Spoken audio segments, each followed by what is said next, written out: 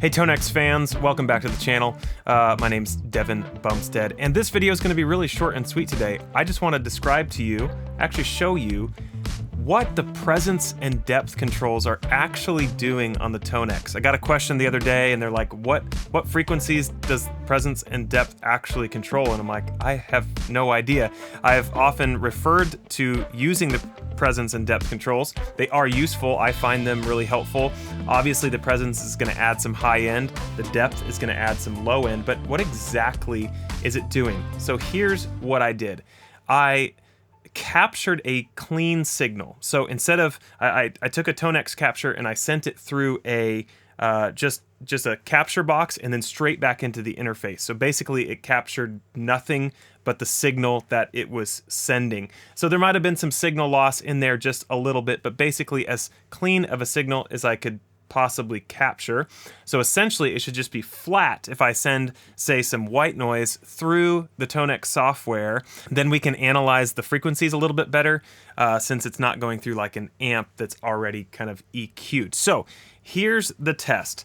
If you're looking at Logic, I've got white noise loaded on 2 tracks. Both are loaded with an instance of ToneX, and both are using my TS Clean ToneX capture with basically, I'm going to reset this here so it's all flat, but basically everything's flat. And if I pull up Pro Q3 here, let's send this white noise through. Basically, this white noise is not a flat, perfectly flat curve. It's got, a leaning to it, as I guess does all white noise.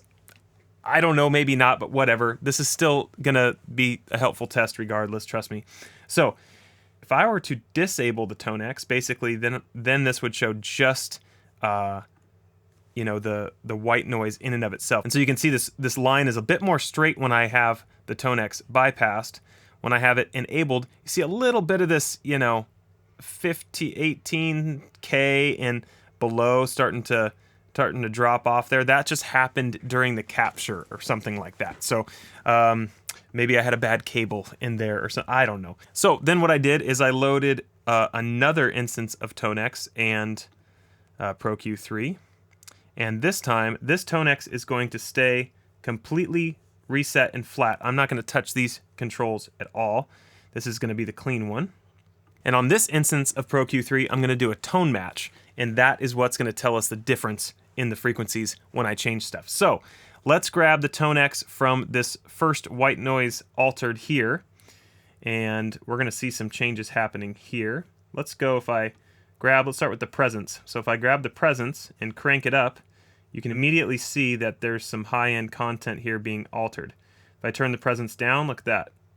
It goes way down. But you can also see there's a lot of content in here that's moving as well. It's not just 10K and above or 5K and above. It's affecting down in this mid-range too. So again, if I turn the presence all the way up, see all this content is affected as well. Presence all the way down, all this. So let's be a little bit more scientific with it. So I'm going to turn the presence all the way up, grab my other instance of Pro Q3, and then I'm going to do the analyzer, EQ match, sidechain. I'm going to record that.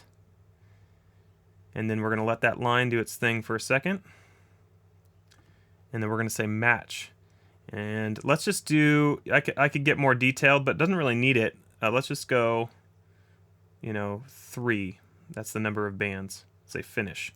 Now, this yellow line here tells us the difference between this clean white noise and this affected white noise from the ToneX whose presence is turned up. That makes sense? So basically, this is what the presence is controlling. It's coming all the way down here to around 500 and starting its slant up all the way to 20K. And so basically it's giving this plus 5.5 dB of gain, but this kind of slow shelf, if you will, all the way up.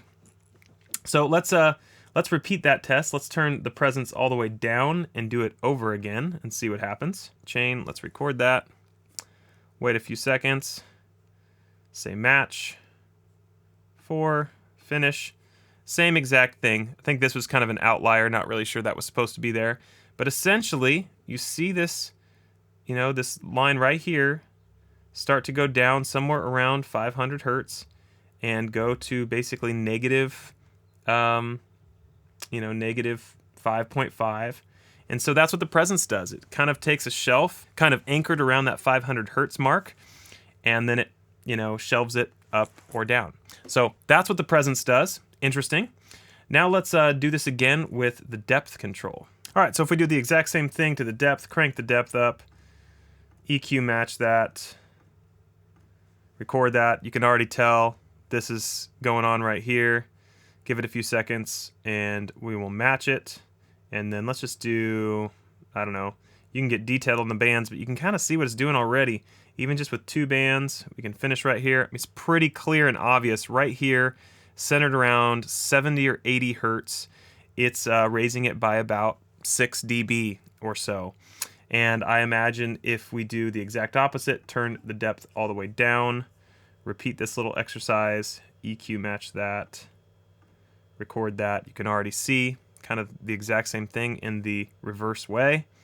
Let's match that, analyze, let's go to 2, finish it. Now you can see this line down here, the exact same thing, centers around 76, 80 if you want to round up, and it's pulling it down by, you know, 6 dB or so. So that's what presence and depth do. I do find them to be pretty helpful controls, especially the presence control, because there's not a high or low cut on the ToneX. I really wish there was. And otherwise, there's not a shelf control, but you could kind of treat the presence, even though you can't shift where that happens, you can kind of treat the presence like a shelf control for the high end a little bit. So hopefully that was helpful. Got some more ToneX videos on my YouTube channel.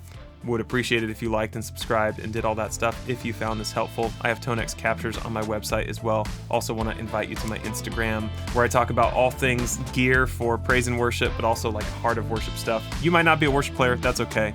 But if you are, follow me on Instagram and we'll have some fun there. Anyway, thanks for checking this out. Until I see you in the next video, be blessed.